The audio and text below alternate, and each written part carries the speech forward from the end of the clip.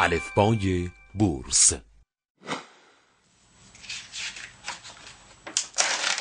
آیا بورس فقط برای حرفه‌ای هاست؟ حتما تا حالا این سوالات براتون پیش اومده که آیا فقط افراد ریسک پذیر میتونن در بورس سرمایه گذاری کنن؟ یا در بورس برای افراد ریسک گریز هم امکان سرمایه گذاری وجود داره؟ و آیا بورس فقط جای افراد حرفه‌ای و متخصصه یا افراد غیر حرفه‌ای هم میتونن در بورس سرمایه گذاری کنن؟ به این نمودار توجه کنین. پاسخ به سوال اول رو با دقت در این نمودار میتونیم به راحتی متوجه بشیم. این نمودار شیوه های مناسب سرمایه گذاری در بورس رو بر اساس میزان ریسک پذیری افراد نشون میده. همونطور که در این نمودار مشخصه، افرادی که به هیچ عنوان تمایلی به پذیرش ریسک ندارن میتونن در بورس اوراق مشارکت و یا اوراق اجاره خریداری کنن، چون سود تضمین شده ای داره. افرادی که میزان ریسک پذیری اونا اندکی بیشتره، احتمالاً سرمایه گذاری در صندوق های سرمایه گذاری رو به خرید اوراق مشارکت و اوراق اجاره ترجیح میدن، چون سرمایه گذاری در این صندوق ها قابلیت کسب بازدهی بیشتری برای اونا به وجود میاره.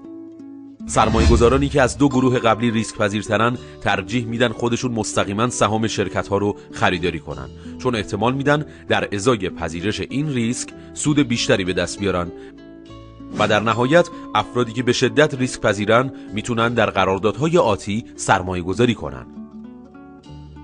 اگه با مفاهیمی مثل صندوق سرمایه گذاری یا قراردادهای آتی آشنایی ندارین، به هیچ وجه نگران نباشید. در برنامه‌های آینده راجع به این موارد بیشتر صحبت می‌کنیم. فعلا هدف پاسخ به سوال اوله که آیا بورس برای افراد ریسک پذیر مناسبه یا ریسک گریز. با این توضیحات پاسخ سوال مشخص شد. همه افراد با سطوح مختلف ریسک پذیری امکان سرمایه گذاری در بورس رو دارن. و اما سوال دوم، آیا بورس فقط برای افراد متخصص و حرفه‌ایه یا افراد غیر متخصص هم میتونن در بورس سرمایه گذاری کنن؟ این نمودار پاسخ این سوال رو برای شما مشخص میکنه.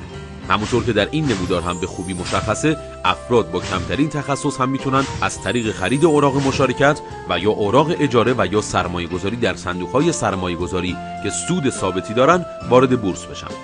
افرادی که تخصص بیشتری دارن میتونن از بین سایر صندوق‌های سرمایه گذاری صندوقی رو که عملکرد مناسب تری داره برای سرمایه گذاری انتخاب کنن.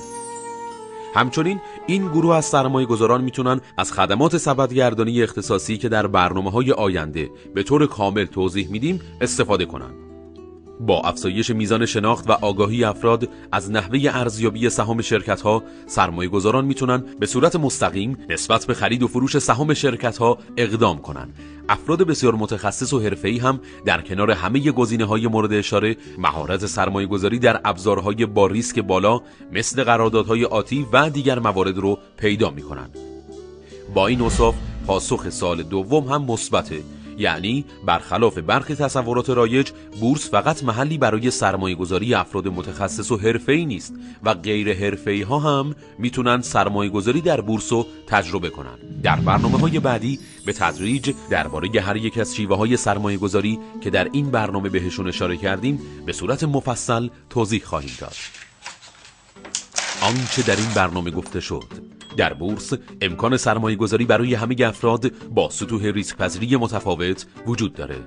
امروزه با تنوع فرصت‌های سرمایه گذاری در بورس، افراد غیر متخصص هم میتونن در این بازار سرمایه گذاری کنن.